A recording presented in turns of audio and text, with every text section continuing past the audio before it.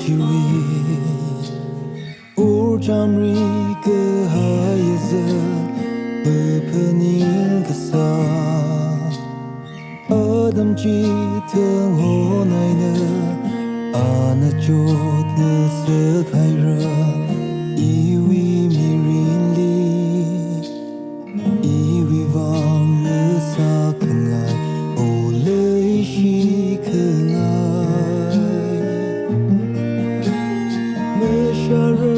ke chi na kong sha khui khangai o jamri ke hai na za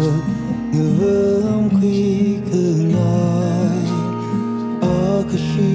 mang le sam pangai chan sang rungai manung rungai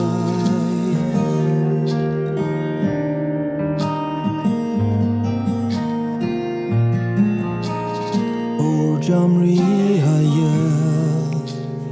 nani ngai chan hanot sa memelai mera adam ke chi ining li mi winge sa hai rila iwi ning hiya memelai re pening jing adam ke chi de shara ke chi na kon sha khui khangai o jamri ke hai na za ngam khui khangai akashi mang le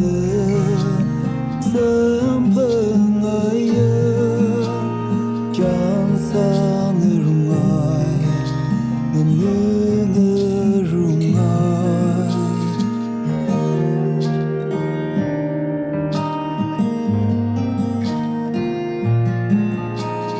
le shi ke chang khu nơ wi ni ngai ke ma tha ke bi sa hai ra ke tu ke i u plong li lao de pa ke me